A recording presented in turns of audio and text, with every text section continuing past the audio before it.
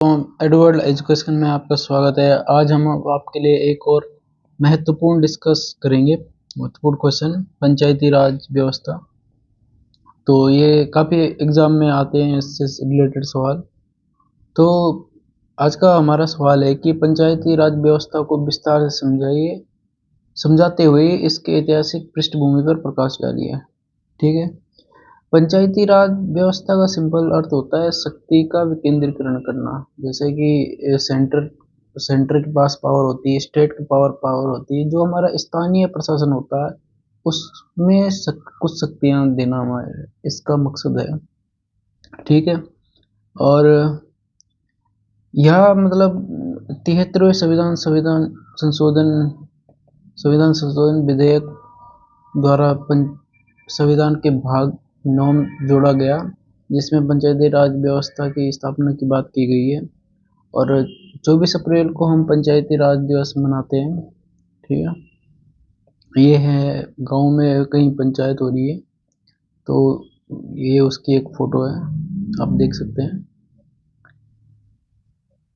पंचायती राज व्यवस्था की पृष्ठभूमि पर नज़र डालें तो भारत में सबसे पहले स्थानीय स्वशासन 1882 में लॉर्ड रिपन द्वारा लाया गया।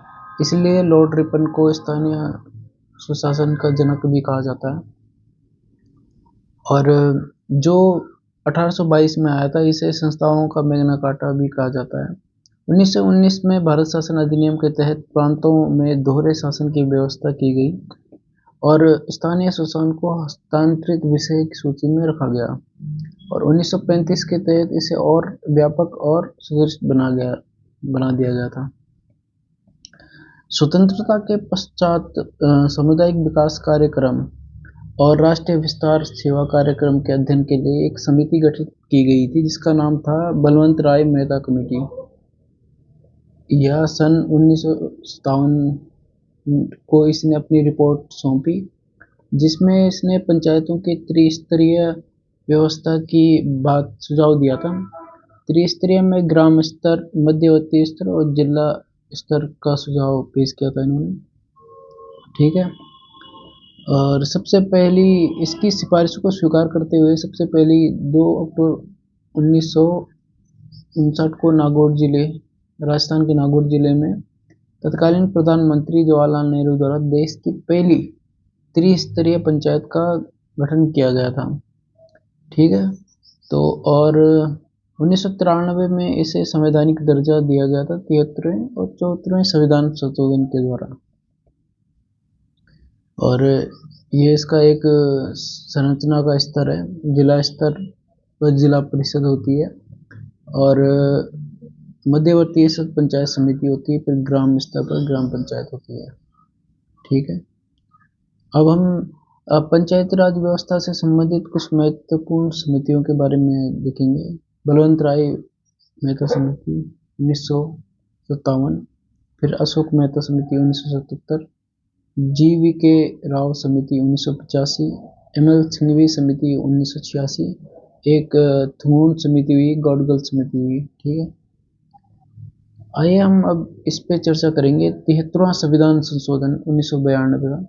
तो 24 अप्रैल 1993 को 73वां संविधान संशोधन तत्कालीन प्रधानमंत्री PV नरसिम्हा राव के कार्यकाल में स्वीकार हुआ है, प्रभावी हुआ मतलब। इसलिए 24 अप्रैल को हम राष्ट्रीय पंचायत दिवस के रूप में भी मनाते हैं।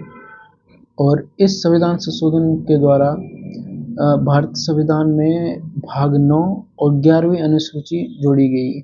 11वीं अनुसूची में कुल 29 विषयों का जिक्र किया गया है।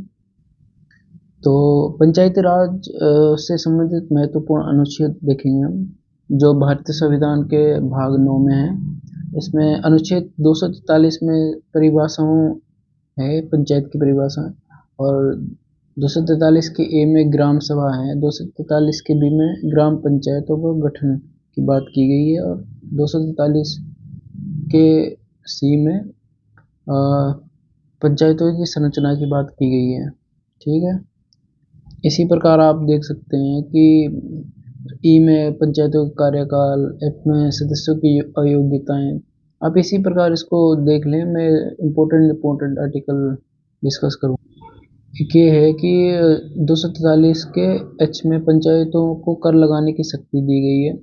छोटे मोटे 500 तक के कर लगा सकता है मेलों त्योहारों में, अपने गाँव स्थानीय स्तर पे होते हैं जो। और 243 के आई में वित्त आयोग का गठन की गई, पंचायत वित्त आयोग, ठीक है। और 243 के में पंचायतों के लिए निर्वाचन के बारे में बताया गया है कि पंचायतों में निर्वाचन कैसे होगा। होता तो यहाँ भी वयस्क निर्वाचन है, पर थोड़ा अलग तरीके भी हैं इसमें। हम 74वें संविधान संशोधन पर बात करते हैं। 74वां संविधान संशोधन अधिनियम 1992 जो 1 जून 1993 को प्रभावी हुआ। इसके तहत भारतीय संविधान में भाग 9 का जोड़ा गया और अनुसूची 12 भी जोड़ी गई, जिसमें 18 विषयों को निर्दिष्ट किया गया था। और इसके कुछ महत्वपूर्ण अनुच्छेद हैं, जैसे अनुच्छेद 243 के पी में इसकी परिभाषाएं हैं। नगर पालिकाएं होती है, नगर निकाय होते हैं। 243 के क्यू में नगर पालिकाओं के गठन के बारे में, 243 के आर में नगर पालिका की संरचना के बारे में, ठीक है। इसी प्रकार यहाँ भी 243 के टी में स्थानों का आरक्षण के बारे में बात की गई है।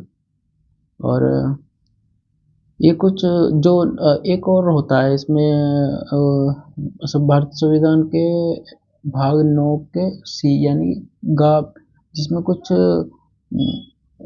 समितियों के बारे में चर्चा की गई है। वो भी एक इम्पोर्टेंट टॉपिक है, आप वो इसमें मैंने इंक्लूड नहीं किया, आप उसको अपने स्तर से देख लें, एक बार नज़र मार लें इस पर भी, ठीक है।